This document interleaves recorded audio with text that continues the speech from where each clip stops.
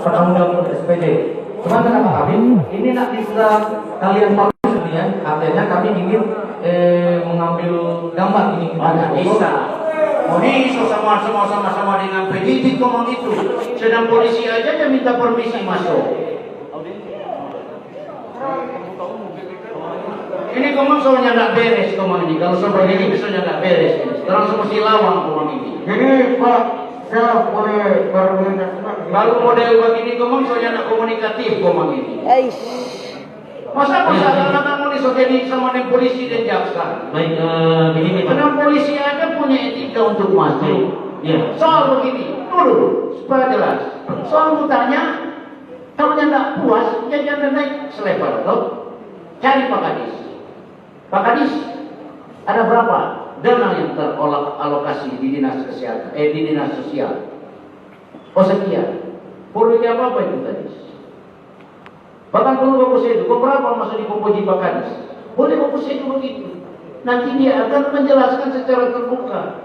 Misalnya 900 juta secara rinci. Kadis akan menjelaskan 100 juta for ini. Kenapa? Tuh kok gimana saudara jelaskan mau dibaca cerita. 100 juta for ini. Kenapa? Tapi tak bisa mau dimiliki. Kenapa DP bukti? Nanti jika ada indikasi Muni mencurigai bahwa terjadi sesuatu lain hal dalam hal dinas yang bersangkutan melakukan perbuatan melawan hukum, ada polisi, ada jaksa, kan dia tempuh jalur itu.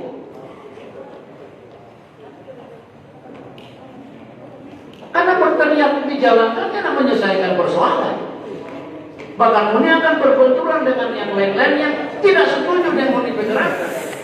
Maaf ini, secara lantang kita bilang. Nah, satu kelas juga orang-orang yang misalnya saudara setuju, ada yang setuju, ada pro kontra. Yang kontra juga, Muni akan berhadapan juga di luar. Tapi kalau secara ilegal, Kadis, ternyata setelah hasil presentasi tolong anda catat, tema ada basimpong atau mana? Nah, dasar itu yang boleh memberikan bucket informasi kepada kepolisian untuk melakukan penyelidikan. Begitu DP etika aturan hukum acara. Bukan tuh mau bilang mari.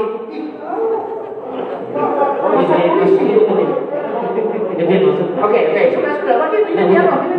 Meminta suara saja besar. Izin masuk. Oke, Izin masuk Pak. masih pos, soal pos dinas kesehatan, belum. Oke. Ini kami di sini artinya begini. Supaya cepat ini semua malam ini tuh. Iya, jangan selalu salah artikan maksud kami bahwa kami artinya mencari cara tidak. Nah, artinya di sini sama-sama kita mau terkait dengan kebijakan. Nah, di sini artinya maksud dan tujuan yang di sini baik mengingatkan. Jadi yang mahasiswa minta mungkin memang belum betul tadi itu bahwa untuk mengambil dokumentasi itu diatur, kan gitu. Jadi yang teman-teman ketika melakukan observasi awal ternyata mungkin teman-teman hanya ingin melihat kira-kira transparansinya bagaimana. Ya, jadi begini Jo, kita tantang Jo besok mulai baru di dinas kesehatan bapak dinas sosial bapak atur waktu kapan untuk beliau juga menjelaskan. Tunggu dulu, ini kan tawaran. Kalau ini maunya ada persoalan. Kasih kesempatan. Ya, silakan. Sama? Iya, terus. Mau tidak suka juga nih persoalan. Iya. Kan ini dialog, toh tawaran. Mau tidak setuju tidak apa-apa. Sebenarnya Pak, boleh Pak masuk. Sebenarnya yang kita mau itu Bapak itu audiensi, begitu. Jangan hanya ada di sini, di luar. Keterbukaan ke masyarakat kan. Enggak, begini. Saya berikan ke pemahaman. Aneh. Begini. Iya Pak, saya paham. Iya.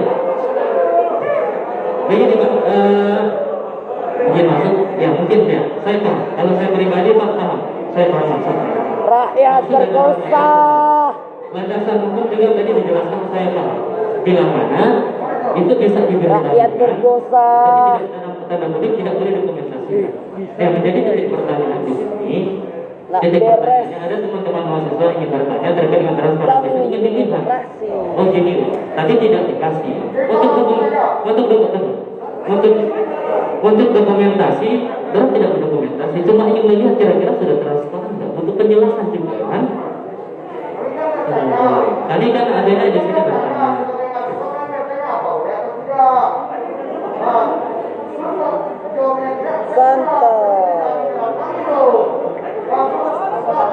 Siapa yang menyerang pemuri? Siapa yang menyerang penganan? Siapa yang menyerang penganan? Tunggu dulu, siapa yang mau menyerang penganan? Organisasi. Yang sel-sel dialog di sini. Ini ada bilang kesepakatan dialog, apa mau dimau? Iya.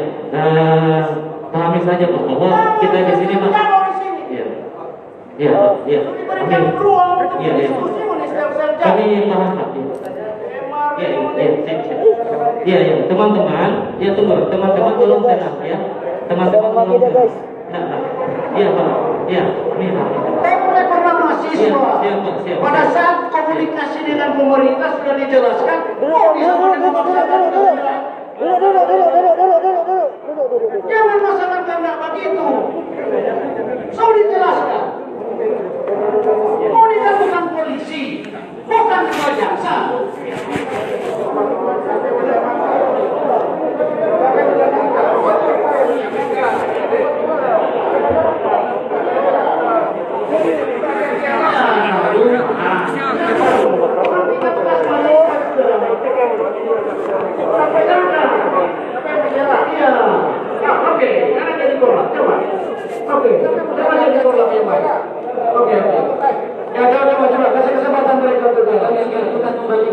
Kita kembali.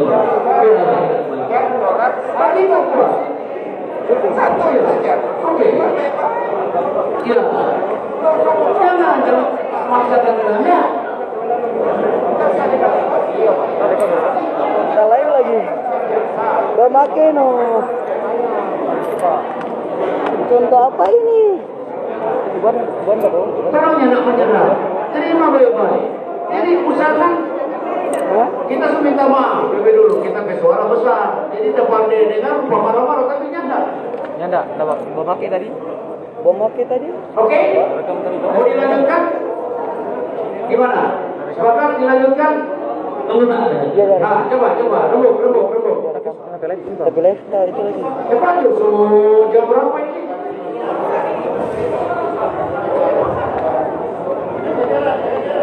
Jaga jarak. Jatuh mereka.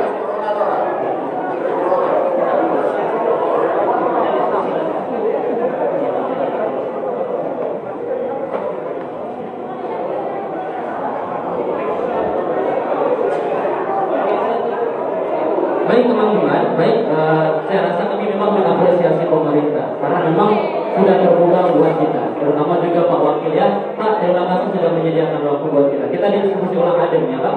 Jadi kepada teman-teman mahasiswa ya, maksud dan kedatangan kami di sini kan jelaskan tujuannya untuk kemudian transparansi. Ya, jadi di sini jangan terbawa kita pada inti ya bahasan kita. Gitu saja teman-teman mahasiswa ya, gitu ya. Jadi Pak, saya sudah diskusi dengan teman-teman mahasiswa. Jadi kita membagi tinggi di sini ya. Artinya begini, mungkin kita pahami saja bahwa psikologi mahasiswa pasti berbeda-beda, kajiannya juga berbeda-beda. Dan memang Bapak selaku memang Pak Wakil memang pernah dalam dunia mahasiswa dan paham saja kan itu kan. Pernah juga ikut aksi kan. Kemudian juga teman-teman pernah berposisi ini, pahami kondisi psikologi mahasiswa. Jadi baik, mungkin kami langsung saja kepada maksud kami, mungkin minta ketombelangan. Cuma itu saja. Terlebih mungkin kalau memang sudah sesuai dengan hasil observasi kami awal, maka kami akan perbandingkan. Kalau tidak sesuai, maka kami akan diskusi. Jadi maksud dan tujuan kami di sini Pak, untuk mengaudiensi diskusi ada yang ingin bertanya terkait dengan aspirasi yang memang kami bawa. Jadi jangan sampai mungkin diskusi forum yang ada ini kita terbawa emosi, ya Pak. Di sini mahasiswa yang terpendidik dan kita semua di sini saya rasa orang terpendidik dan tahu bagaimana kita dalam diskusi. Bisa dilanjut ya Pak ya? Mungkin oke, baik.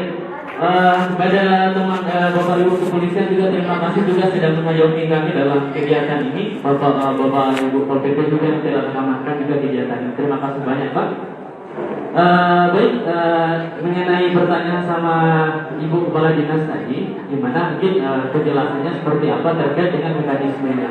Jadi memang betul menjelaskan bahwa di aturan undang-undang tadi itu untuk mengambil komunikasi itu tidak bisa, kan? Dan kami baru tahu itu. Ini orang sadar. Untuk mengambil rekomendasi terkait dengan LPG itu tidak bisa. Tapi memang dalam bahasa tadi dijelaskan bahwa bisa, tetapi hanya diperlihatkan. Jadi Pak, boleh nggak kami lihat? Oke, nanti diperlihatkan ya. Mungkin itu saja. Oke. Disilakan kepada. Dan deal dong dinas sosial. Apalagi dinas sosial kalau langsung beranjak ke dinas yang lain. Iya. Deal? Gimana Pak? Gimana tadi soalnya? Iya, akan mau diperlihatkan. Iya, iya. Oke. Ya. Terima kasih banyak Pak. Artinya sudah masih tempat memberikan kesempatan kepada mahasiswa untuk bertanya. Ya, silakan. Oke. Ya.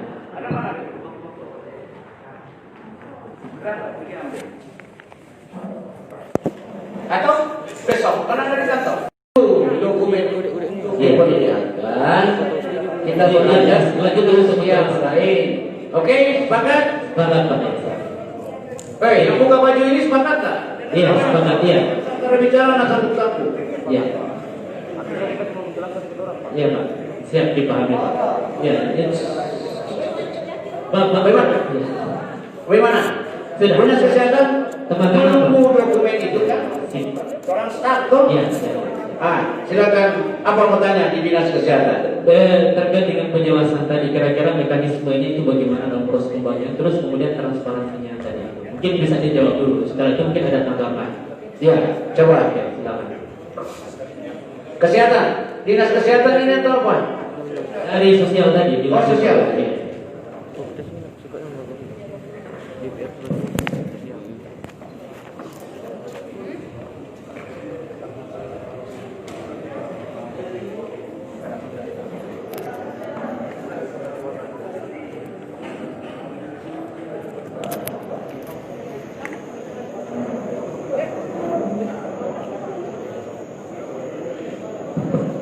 Jadi mekanisme mungkin yang Bapak adik-adik mau perlu tahu terkait penyaluran bantuan sembako ini. Jadi ini sebagai bantuan sembako ini sebagai dampak dari COVID-19. Jadi pertama data penerima yang 3.500 kakak.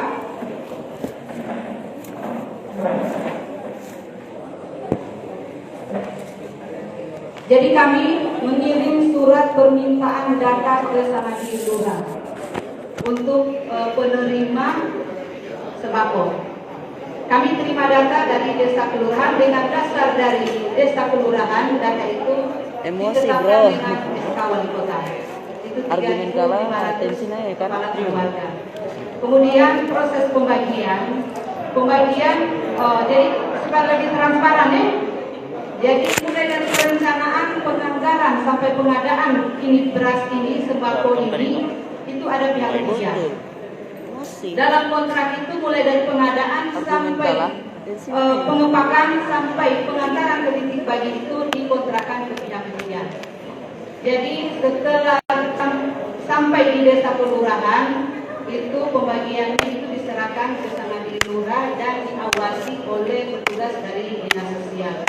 Dan kami didukung dengan dokumen-dokumen berita acara penyerahan ke Samadi Lurah, kemudian berita acara penyerahan ke masing-masing penerima, keluarga penerima manfaat. Apa lagi? Oke, tadi untuk terkait juga dengan persoalan beras ini yang apa namanya yang mendapatkan beras yang memang katakanlah tidak layak pakai lagi di keluhan mereka itu, apakah dari dinas sosial ketika menanggapi ini untuk orang yang berasnya itu diganti atau bagi yang lapor saja? Jadi terus terang ya, adik-adik. Pada saat pengepakan ini, pengepakan terus terang kami selama pengepakan oleh pihak ketiga, kami baik pejabat pembuat komitmen, saya sendiri selaku penanggung jawab, kemudian panitia pemeriksa barang mengunjungi lokasi pengepakan beras ini. Pada saat kami punya dokumentasi, pada saat itu ada. Tapi pada saat 2 hari sebelum pembagian sudah semuanya packing, itu tertahan sekitar 4 hari di gudang. Pada saat pemeriksaan kami selaku penanggung jawab kegiatan ini, tidak ada yang namanya putu dengan beras kuning. Setelah dilakukan pemeriksaan. Tapi pada saat pembagian itu kami dapati bahwa ada informasi, ada yang putu. Dan mungkin juga kami punya niat bagus, baik kepada masyarakat untuk memberikan beras yang layak konsumsi. Jadi pada saat pembagian kami dapat informasi di Desa Poyowa 1 bahwa ada masyarakat yang menerima tidak layak konsumsi, katanya ada putu. Makanya pada saat tanggal 11 pembagian, sorenya tanggal 11 kami turun langsung di lapangan. Kami langsung instruksikan melalui Pak Sekda, diteruskan ke semua Sangadi, Lurah, Camat, tolong karena di bagian selatan pertama kali pembagian itu tolong diperiksa. Kalau ada keluhan masyarakat silakan lapor. Dan pada saat itu ada yang mungkin adik-adik juga sempat lihat bahwa sampai di berita nasional di TV itu ada. Pada saat itu juga kami langsung mengunjungi masyarakat itu dan kami tukar. Dan kami selalu ingatkan bahwa kalau ada beras yang tidak layak, segera laporkan kepada kami supaya segera diganti. Berarti memang dari pihak dinas sosial telah melakukan juga observasi kepada mereka yang mendapatkan bantuan itu, terus kemudian dilihat langsung. Begitu. Sudah. Oke, Bu, yang lain lanjut saja. Di dinas kesehatan.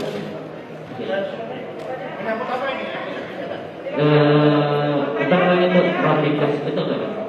Terusan rapid test tadi Pak. Pertanyaannya apa, Dek? Ada di itu. Kasus apa, Dek? Pertama untuk rapid test, kami dari mahasiswa mungkin juga memang tadi disampaikan bahwa selain juga kami masuk, masyarakat juga mendukung. Tadi juga Pak Wakil memang sudah menjawab transparan menyampaikan bahwa dari pengakuan rapid test itu ternyata ada khusus penanganan dari Pemkot. Terutama memang kemarin sudah melakukan penanganan di Pasar juga dilakukan di beberapa tempat. Nah, untuk juga kami sebagai mahasiswa, informasi yang kami dapat bahwa rapid test itu dipungut biaya sebesar 600.000. Belum akan dilakukan kami itu ya.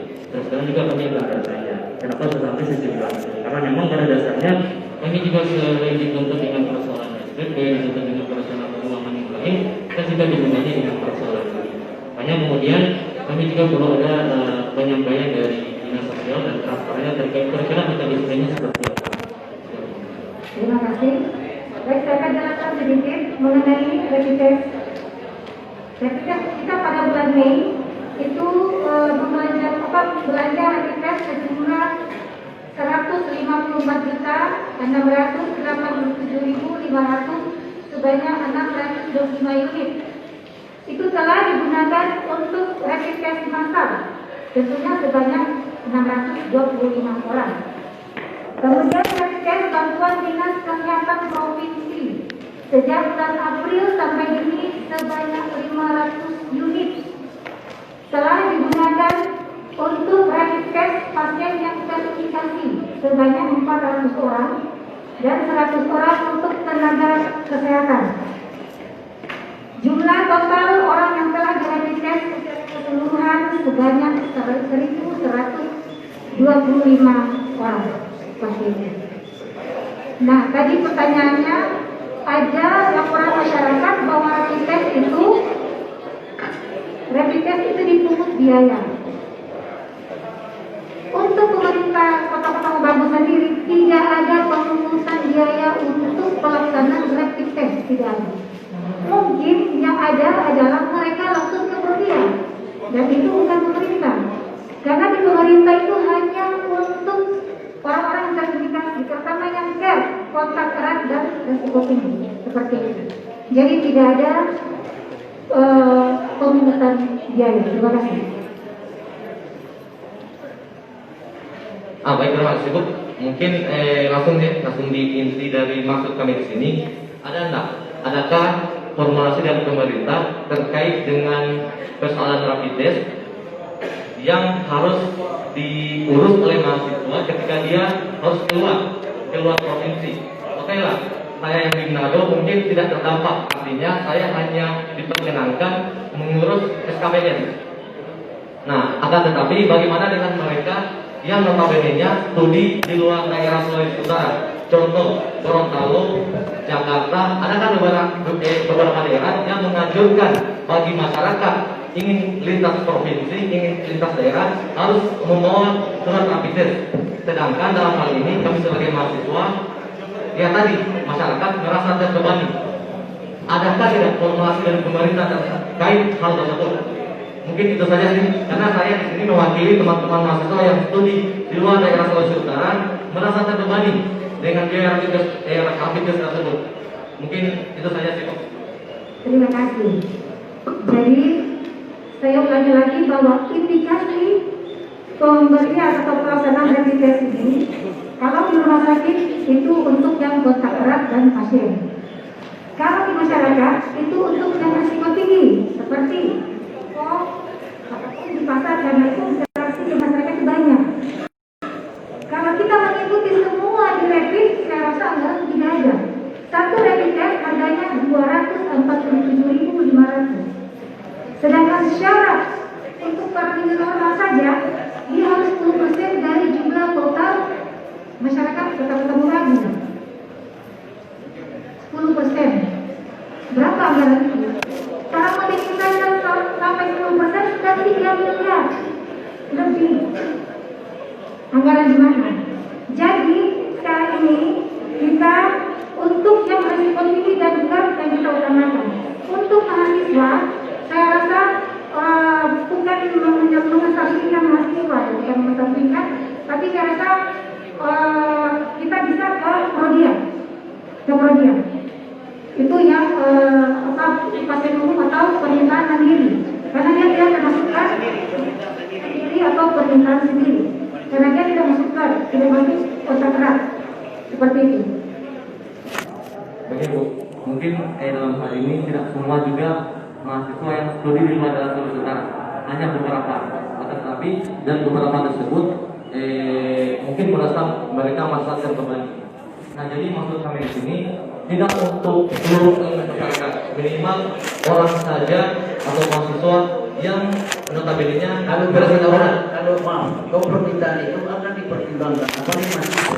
Ya Pak, terima kasih. Itu saja sih Pak. Karena sedang orang kalau bikin lumpanan, kalau ada doi sisa kalau biasanya tinggal di asrama. Anak saya hormoni, ya. apa nih persoalan mau pulang kok? Kaki so ditangkap pesawat tuh pulang seperti itu. Aturan nanti, makanya tadi kan sudah dijelaskan bahwa apabila adik-adik akan pulang nanti ke daerah tempat adik-adik studi, tujukan atau mahasiswa ke dinas kesehatan atau ke rumah sakit. Nah, mahasiswa aset daerah satu saat tak pulang kita pandai kong iko pilkada bisa kita mau dibebos. Oleh itu apa? Itu sih Pak, mungkin ya. Jadi coba-coba layani kok kita jadi tanggung jawab. Boleh mau saya? Iya Pak, mungkin itu sih Pak yang Oke. Clear itu. Ya. Jadi mahasiswa dalam tanda kutip, mereka yang memang diharuskan di luar kota dalam artian untuk penyelesaian studi atau ada panggilan-panggilan yang mendesak yang mengharuskan mereka untuk keluar. Tapi kalau hanya dalam pengertian mereka keluar untuk pasiar, untuk boleh dan sebagainya, nah mungkin dalam hal ini pemerintah bisa juga memberikan syarat. Contoh syarat itu ada keterangan dari kampus bahwa si mahasiswa hari ini memang dia diharuskan kembali ke kampus, nah dan lain-lain. Karena syarat naik pesawat kan mesti ada itu. Iya Pak. Iya. Mungkin itu saja pesawat juga. Oke, apa lagi? Apa lagi?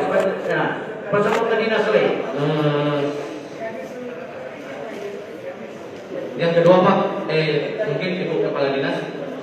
dengan SKPD, surat keterangan berbadan sehat. Nah, apakah ada juga formasi untuk mahasiswa terkait dengan SKPD? Ya, karena karena dia akan dipertimbangkan. Oh ya Pak. Ya, karena kan begini, memang tadi sudah dijelaskan ada dalam Perda menyangkut biaya pengurusan surat keterangan karena kan menjadi salah satu sumber PAD Kota Mogagu. Tadi kan mana ya Pandega yang dari Kepandangan. Dia so bilang kan bahwa nggak mungkin orang salah satu dasar sumber PAD itu dari pertanian, nanti cuma sumber jasa salah satunya. Pendapatan lainnya menyangkut surat keterangan, tapi surat keterangan tidak untuk mahasiswa. Apalagi mau pulang. Sedang negara boleh kasih bebas di sekolah, no? Yang nak masuk kuliah karena persoalan pandemi. Oke? Tidak juga untuk mahasiswa, bagi juga masyarakat yang memang ingin melakukan aktivitas. Ada. Kalau rupa desa-desa itu kepala desa atau lurah itu sudah punya kewenangan untuk memberikan keterangan. Dia pergi bekerja, tambang, apa. Oh iya. Oke? Nah, apa lagi? Ya, sekiranya mungkin yang tadi disampaikan tadi itu dapat dipertimbangkan.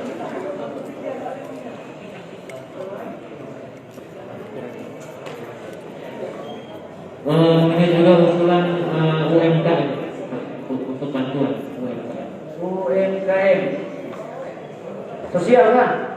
Ya Pak, karena kan seperti yang telah kita bersama bahwa akibat dari pandemi ini Perdagangan mana Pak Rai? ya, itu mengakibatkan memang masyarakat yang memiliki usaha itu terdampak secara ekonomi, mereka mengalami penurunan. Coba langsung Ya, langsung perdagangan jelaskan. Nah, kasih mic ke Pak Rai. Ini Pak Rai ini dibuka kalau lupa di tahun 80-an menit belum lahir. Ada tuh film Cowboy, nah dia lupa cara sponsor itu ya.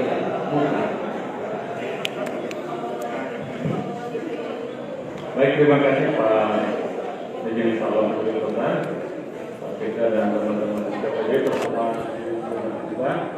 Terima kasih menyangkut dampak COVID bagi saudara kita KMI Adam, terutama di Jalan Kartini. Di Jalan Kartini kami dari pemerintah sudah menyediakan tempat di rumah sakit.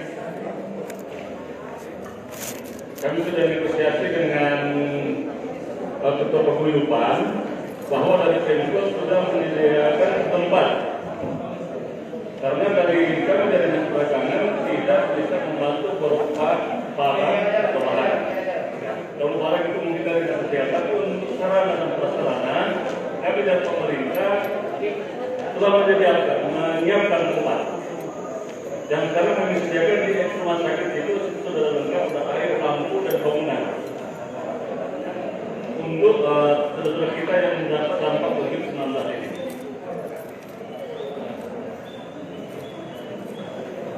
Baik deh. Baik, terima kasih Pak. Sudah. Nah, gitu. Mana lebih puas? Mana Kepala Badan Pendapatan dan Keuangan Daerah? Supaya dia lebih jelaskan, menjelaskan.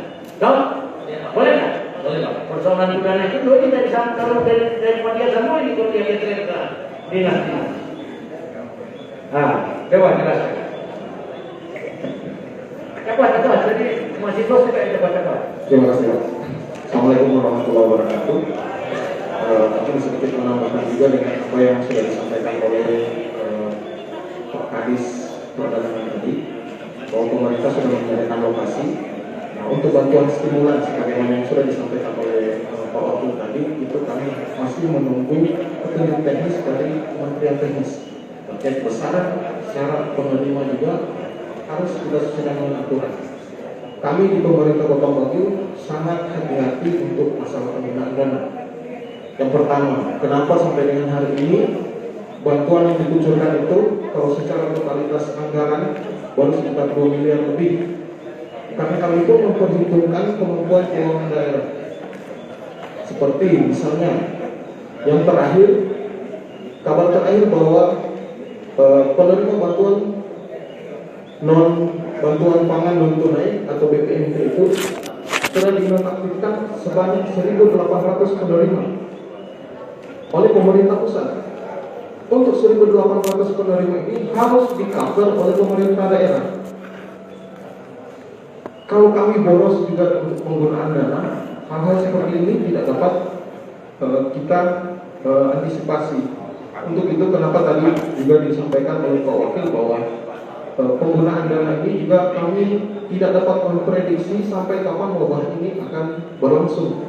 Seperti itu. Kemudian tambahan yang tadi yang terkait bantuan, ya. Ada lagi? Sudah lanjut. Mungkin ini Pak mengenai subsidi bagi siswa atau pelajar SD, SMP dan SMA. Nah tadi kan Pak Wali sudah menyampaikan ada bantuan anak asuh.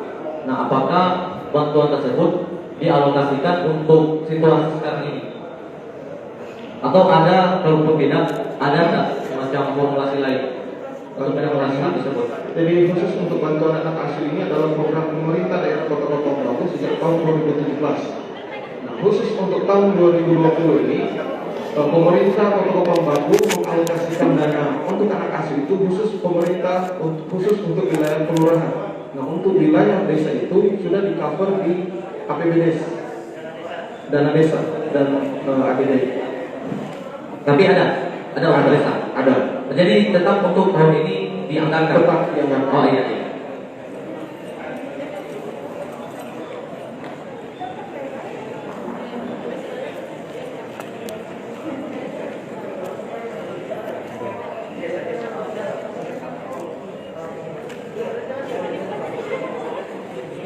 Assalamualaikum warahmatullahi wabarakatuh. Perkenalkan, saya Fitrian Supaudi. Saya terkenal dari kampus Institut Agama Islam Kota Batu. Saya berasal dari Kelurahan Kemudian. Jadi saya ingin bertanya terkait subsidi bagi pelajar baik tingkat SD, SMP, SMA ataupun perkuliahan. Tetapi ada yang saya ingin SMA boleh nambah. Iya. Yang ingin saya tanyakan, kan sudah ada anggarannya untuk subsidi bantuan atau anak asuh ini. Tapi apakah ada koordinasi antara dinas pendidikan dan juga kelurahan atau desa terkait agar supaya tidak dikhawatirkan akan terjadi penyelewengan anggaran ini. Mungkin yang awalnya anggaran ini untuk pendidikan malah akan digunakan untuk hal-hal lain yang akan digunakan untuk seperti keperluan makan atau foya-foya dan lain-lain. Dan terima kasih. Wassalamualaikum warahmatullahi wabarakatuh. Terima kasih. Ini pertanyaan yang sangat baik. Kami di pemerintah Kota Batu ketika Perpu nomor 1, kemudian aturan-aturan turunannya sampai dengan edaran Mendagri dan edaran Menteri Keuangan untuk melaksanakan refocusing, salah satu hal yang tidak kami sentuh adalah masalah anak asuh. Dan ini sudah ditata di APBD. Seperti kecurigaan teman tadi, hal ini tidak dapat kami laksanakan seperti yang Ade katakan tadi, bahwa dana yang sudah diplot untuk penggunaan anak asuh itu kita gunakan untuk hal lain. Itu hal yang tidak mungkin kami lakukan karena APBD pun akan dibahas dengan DPRD. Jadi untuk penyelewengan dana seperti apa yang disampaikan tadi itu adalah hal yang tidak mungkin untuk pemerintah daerah laksanakan. Yang pertama, kemudian untuk pengelolaan keuangan kami juga sudah menggunakan aplikasi. Jadi ketika sudah diupload untuk bantuan anak asuh, tidak akan dapat digunakan untuk belanja lain. Iya, terima kasih. Iya, oke. Dipahami maksudnya tadi. Masuk pada poin yang terakhir terkait dengan penyederhanaan prosedur administrasi surat keterangan jalan. Karena mungkin ada kebijakan dari Pemko terkait dengan hal ini, karena memang dari beberapa keluhan bilangan ketika orang melakukan perjalanan, ketika hendak kemudian mengurus surat perjalanan jalan, itu kemudian cenderung sulit karena setelah kesini, dan akhirnya secara prosedur banyak sekali yang harus diikuti. Kalau boleh mungkin bisa ada kebijakan yang memang itu berpotensi memang bisa kontak langsung ini kan. Nah sekiranya mungkin ada penyederhanaan terkait dengan persoalan. Mungkin ada tanggapan. Iya, itu masukan ya yang menjadi catatan pemerintah. Iya. Penyederhanaan disederhanakan jadi birokrasi tidak kompleks. Itu dalam hal surat penerbitan surat keterangan. Ya, baik Pak, mungkin satu. Pak, saya harus memberikan saran. Jadi Pak, tentang anak asuh tadi, saya memberikan saran agar segera diberikan dengan alasan karena ini tahun ajaran baru. Jadi karena corona ini bisa mungkin masukan kepada pihak-pihak yang terkait agar segera mencairkan agar mereka yang terdampak itu bisa setidaknya terbantu sedikit seperti itu. Terima kasih. Terima kasih. Terkait dengan waktu pelaksanaan penyaluran ini, dalam waktu dekat itu akan segera disalurkan. Saat ini kami dalam proses inventarisasi untuk penerima karena nama penerima ini sudah ada di dalam buku APBD. Sudah kita baca terus ya. Terima kasih. Mari kita beri.